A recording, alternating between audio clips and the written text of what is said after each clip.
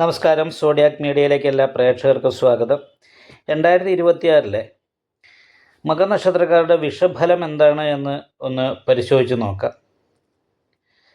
മീനശനി മിഥുനവ്യാഴം 1201 ആണ്ട് മേടമാസം 1 തീയതി ഉദയാദി 5:47 വിനാഴികയ്ക്ക് ചതയ നക്ഷത്രവും കൃഷ്ണപക്ഷ ദ്വാദശി തിഥിയും പന്നിക്കരണവും ശുഭ്രനാമ നിത്യചന്ദ്രാർക്ക യോഗവും കൂടിയ ദിവസം കുംഭക്കൂറിൽ ഇടവലഗ്നത്തിൽ ജലഭൂതോദയത്തിലാണ് ഈ വർഷത്തെ വിഷു സംക്രമം വരുന്നത്.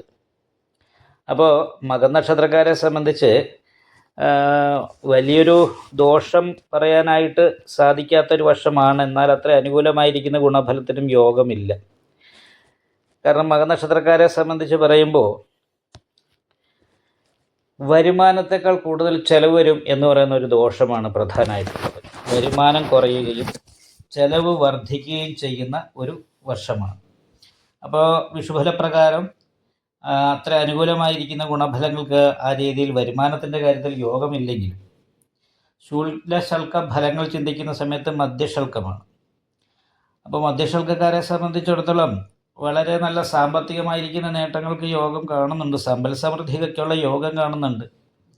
അതുപോലെ തന്നെ സ്ഥാന ബഹുമാനാദികൾക്ക് യോഗം കാണുന്നുണ്ട്. അപ്പോൾ സ്ഥാനക്കയറ്റം കിട്ടുക, തൊഴിലിൽ മറ്റുള്ളവർ ബഹുമാനിക്കുന്ന രീതിയിൽ ജീവിക്കാനായിട്ട് സാധിക്കുക, മറ്റുള്ളവരുടെ ആദരം നേടാനായിട്ട് സാധിക്കുക, നമ്മുടേതായിരിക്കുന്ന സംസാരം, പ്രവൃത്തി മുതലായിട്ടുള്ള കാര്യങ്ങൾ കൊണ്ടൊക്കെ മറ്റുള്ളവർക്ക് നമ്മളിൽ മതിപ്പുളവാക്കാനായിട്ട് തോന്നുന്ന ഒരു പ്രവർത്തന ശൈലിയൊക്കെ നമ്മുടെ ഭാഗത്തുണ്ടാകും.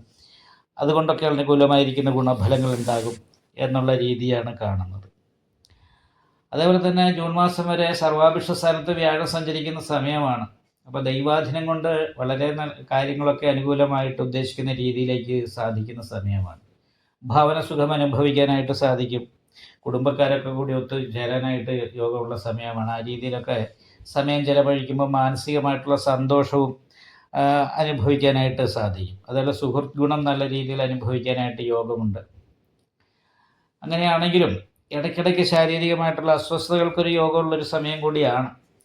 അപ്പോൾ അത് കാരണം കൊണ്ട് അയ്യപ്പക്ഷേത്രത്തിൽ നീരാഞ്ജനം വഴിപാട് ചെയ്യാനായിട്ടും നാഗപൂജ ചെയ്യാനായിട്ടും പ്രത്യേകം ശ്രദ്ധിക്കണം. കാരണം എന്ന് വെച്ചാൽ ദാമ്പത്യ സംബന്ധമായിട്ടൊക്കെയുള്ള കുറച്ച് പ്രതിസന്ധികളിലൂടെ കടന്നു പോകാൻ ഇടവരാനുള്ളൊരു സാധ്യതയ്ക്കുള്ളൊരു സമയം കൂടിയായിട്ടാണ് കാണുന്നത്.